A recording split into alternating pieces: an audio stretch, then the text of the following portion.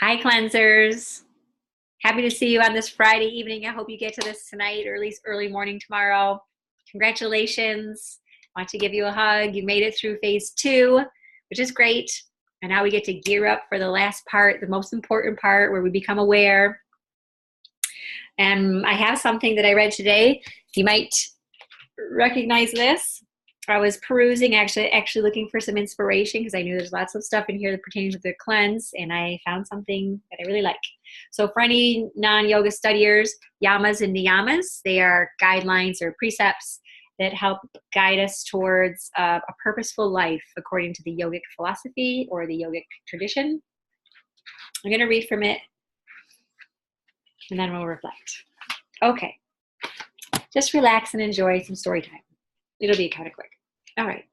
We spend vast amounts of our lives moving towards what we like, whether the object is food, clothes, colors, music, self-image, conversation, hobbies, friends, activities, or beliefs.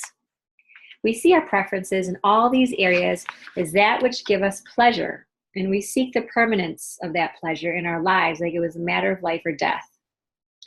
We think we're free, but in truth, we spend huge amounts of our energy maneuvering ourselves and manipulating others so that our days will be filled with that with which we like and void of that we don't like. True freedom and contentment begin to find their way to us when we can see things as they are, neutral, not to spend so much energy manipulating things according to our preferences. And Sang San poignantly said, "The way isn't difficult for those who are unattached to their preferences. The way isn't difficult to those who are unattached to their preferences." So as we go into this third and final phase, realizing we're going to be introducing some stuff that we really love and maybe seeing some symptoms that we don't want to see, let's just kind of go in it with that attitude. The way is not difficult for those who are unattached to their preferences, and just viewing food as a neutral thing, something that gives us energy and sustains us instead of something that brings us pleasure that we're dependent on. Okay, so with that little intro in mind, let's do some honoring of the work you've done so far. Phase 2 over with. I want you to reflect. So what is going well? So think about it yourself. What are the favorite things that you've learned so far about yourself? What's going well, or what are some benefits you are feeling?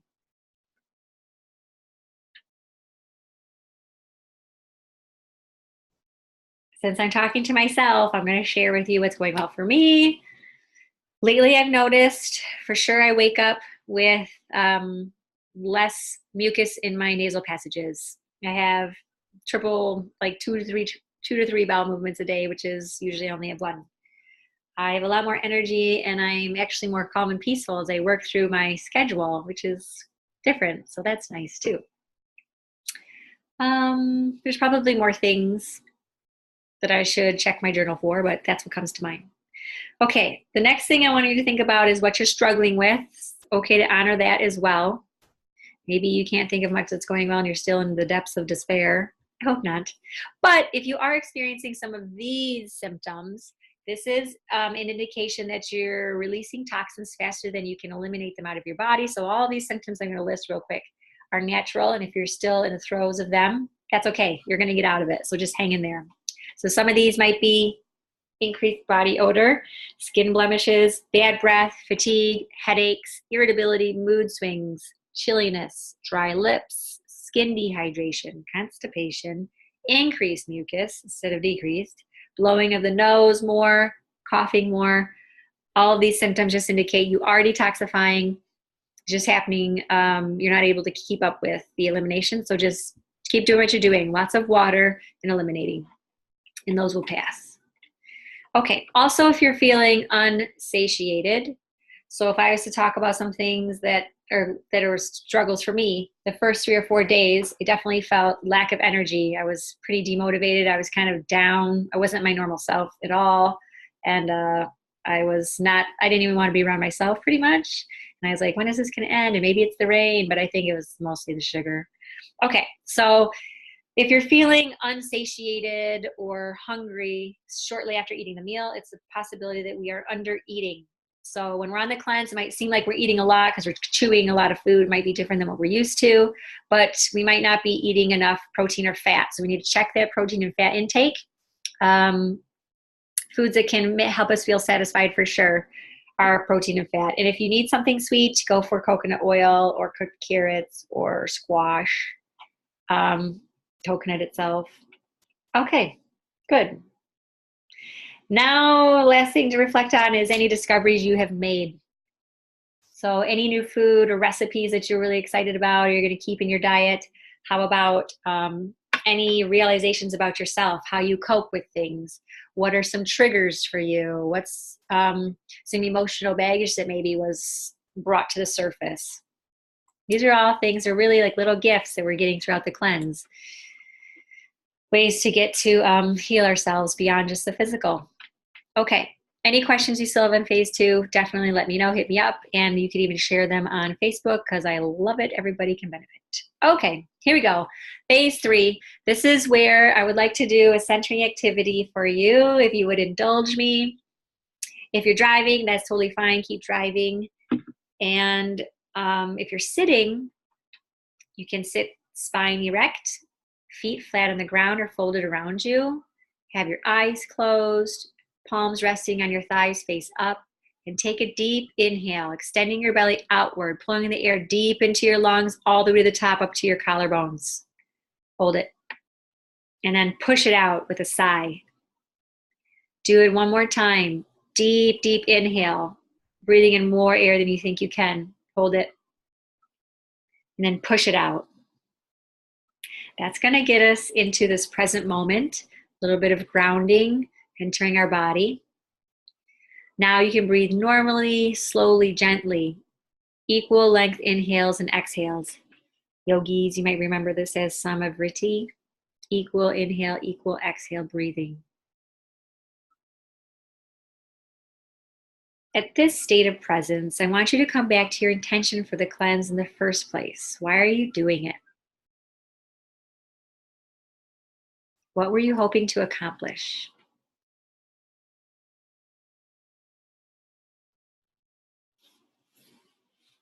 From this remembrance, let's create an expectation for this third and final phase, the reintroduction phase. Ask your body to communicate with you clearly which foods are not working well with your unique body. Let's ask your ego to participate by being patient and quiet through this process so that the messages can be heard. Let's ask your intuition to turn up its sensitivity so that any messages, subtle or acute, are easily detected. Now, revel in this realization, this intention that you're creating for yourself in the next week.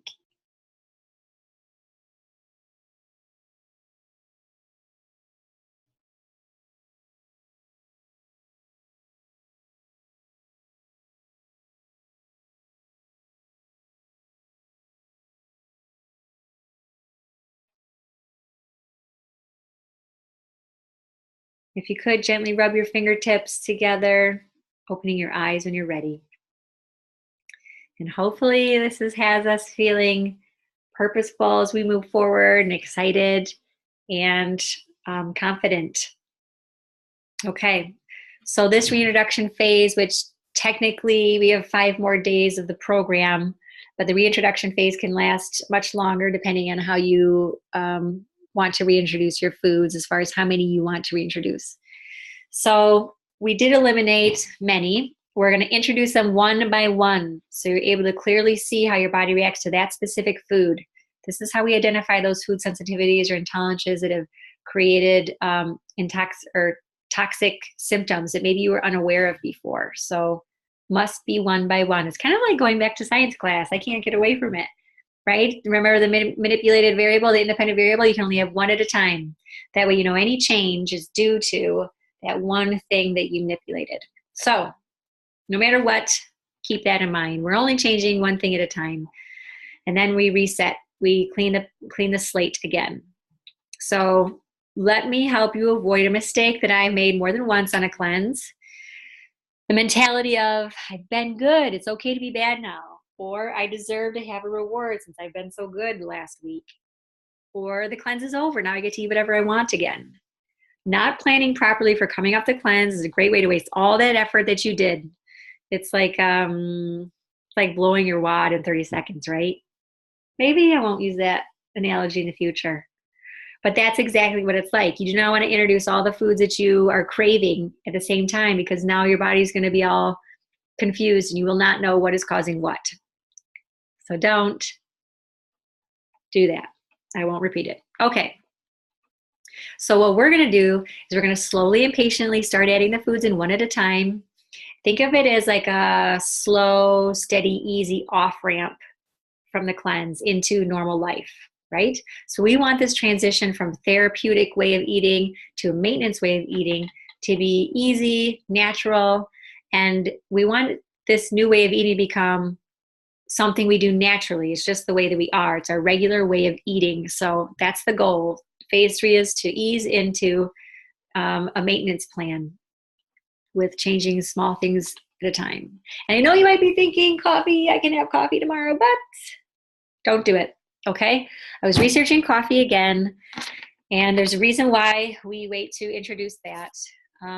Even for people that are light coffee drinkers, it takes 3 or 4 days to detoxify and become unaddicted. If you're drinking coffee regularly, it can take up to 2 months to really finish the addiction so that you're not chemically attached to caffeine anymore. And as I was reading, caffeine addiction is even part of the DSM-5, so it's like a psychological addiction. It really does change your brain chemistry. And because it's a nervous stimulant, it's going to be messing with you, and you won't be able to read the messages from other foods you're introducing. So stick with those substitutes that you found. And if you haven't found one you like yet, well, it's not over. Try Teeccino. It's at Whole Foods. It's a coffee supplement or coffee substitute, and there's some other substitutes out there. So ask me if you need help. I'll give you a list. But we want to think about this, and when you actually do add it back in, don't just, start drinking it every day and become addicted and compulsive like you were before. You want to be able to be control of the caffeine, not have caffeine have control over you. You don't want to be enslaved to it. So when you go back, it might be different than it looked before, if you want that. I mean, if you want to go back to the addiction, then that's your choice. Maybe you'll come back to a cleanse and cut it out later in your life. But you can do it every other day or have it only on the weekends. If you have good substitutes, you can wean yourself off of it and not be addicted to something that you are dependent on. Okay, that's done. So now what we want to do is think about the purpose for the reintroduction phase. One of the reasons you might be feeling better if you're in my state, or maybe you're still feeling some of those crappy symptoms, but eventually you'll be feeling better because you've removed those common irritants and you're giving your digestive and immune system a reset, a break. So enjoy it. Okay, so I'm going to bring up the manual now. And there's only one page we need to focus on besides the recipes, and that's page 36. So if you have it around or in front of you, you can flip to it or scroll to it or just look at the screen. Okay, these are the common irritating foods that we have hopefully done our best to eliminate. The first step tomorrow, if you're with us, it's gluten. We're going to only reintroduce together the two main irritants, which are gluten and dairy. So starting tomorrow, you're going to eat gluten 2 to 3 times tomorrow during the day. You're going to journal about how you feel for the next 48 hours. You'll still be following the cleanse diet, of course, with everything else, because we only change one thing at a time. But the difference is you'll be adding in like a piece of bread in the morning, maybe some toast with some nut butter, and maybe some pasta, some wheat pasta later in the afternoon, some crackers or something, but not like cake, because then that's processed and you have some sugar in there too. Just wheat. Then, and not like beer either. I know you're like, maybe beer counts as a wheat serving. Yeah, but that's alcohol too, so no. Nice try. Okay, then the next step, super, super important, is recording your reactions in your journal. And there's several areas of your life we're going to be focusing on, not just your gut. So pay attention and don't miss any opportunities to learn about yourself. Okay. So in your journal, you're going to record immediately any reactions you might have. That could be bloating, gas. You might find skin breakouts later in the day. It could be like a rash or even blemishes, foggy mind, constipation. Not everyone's going to react to gluten the same way. Some people may notice their reactions immediately. Others might take them a day or so to feel the consequences. Hi, Mariah, my kitty cat. Okay, so what's important is that you test it over the course of 2 days. But here's a caveat. If you notice some severe symptoms within the first day and you don't like them, you don't have to keep doing it a second day. You can just start back with the cleanse foods the second day. But if you aren't sure about it, then you do a second day. These are the things we need to journal about. Of course, right after, you're paying attention to how you feel. See if there's bloating, fatigue, headache. It could even be severe, like cramping or diarrhea, or maybe you're even feeling angry, or there's sharp stomach pains. Okay. Then the other thing that you need to focus on, energy level. Sometimes after wheat, a common thing for somebody with an ear insensitivity is feeling fatigued. They want to take a nap, they're drowsy, lethargic. That's part of like the brain fog symptoms. So think about your energy, and not just your energy immediately after, but like an hour later, 2 hours later. Set your clock and test yourself. How do I feel now? And then bowel movements. Next day, how are they? Were they as frequent and as easy to eliminate as they were during the cleanse? Or do you feel some cramping or some pain, gas, constipation, or diarrhea? Another thing that we need to pay attention to is your sleep. So food sensitivities can affect sleep, and a lot of times people have crappy sleep and they don't realize it's because of what they're eating. So are you having difficulty falling or staying asleep? Did you have intense dreams or nightmares? Did you wake up in the middle of the night? And then finally, other thing that we can pay attention to are your emotions. How do you feel? Are you anxious? Are you angry? Are you sad? Are you moody, depressed, irritable? Okay, those are the areas. So how you feel physically right after, and then longer extended periods of time after that. Energy level right after and a couple hours later. Bowel movements, sleep, emotions. Okay, and also over here in the column, there's, think about the rating your reaction. So I do feel something. Is it a lot or a little? Is it a mild reaction or a strong reaction? Mild is like bloated or gassy. Strong is cramping, nauseous, feel like you have to go to the bathroom right away, or upset or angry. Okay, so we're gonna do that for 2 days. And then we go back to the cleansing diet for 2 days. This is important to reset, clean the slate so you can prepare for the next thing you're going to reintroduce. You have to set your body up so that you can feel the symptoms from the new thing, not carry over from the thing you just reintroduced. So the next item, dairy, super irritating. This one I realize some other times that I cleansed makes me produce extra mucus and some cramping in my belly sometimes, depending on the dairy. So you'll be adding dairy 2 to 3 times during the day. Try to have it be unsweetened, not ice cream, not some sugary yogurt. You want unsweetened yogurt, cottage cheese, mozzarella or some other type of cheese, but maybe not those hard aged cheese. Well, actually, you should totally do those because, yeah. So try different types of cheeses because you might have different reactions for different ones. Good point. Okay, after that, you will have 2 more days of reset. You're going to, notice your bowel movements, notice your bloating, maybe some cramping. This one, other symptoms are mucus that's different than wheat. Okay, and then after you've reset from the dairy, then you start to include possibly sugar. Then you can start to try caffeine. By that time, you'll have another 5 to 6 days under your belt. You could start with caffeine. It would be a little bit safer.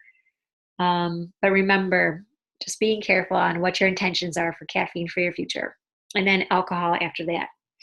So that's it, really simple. One thing at a time, journal and pay attention. And then at the end, I'm going to have a follow-up interview with you so that you can let me know how you're doing, what you thought of the cleanse, how you're feeling, and you're going to let me know how I can support you. I'm not just going to dump you in 5 days and be like, good job, thanks so much.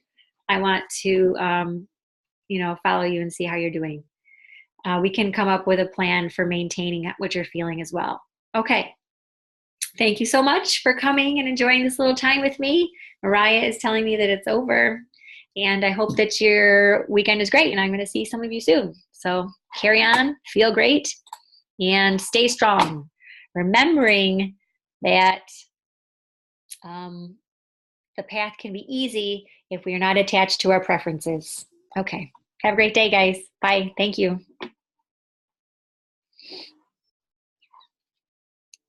If I was going to stop recording.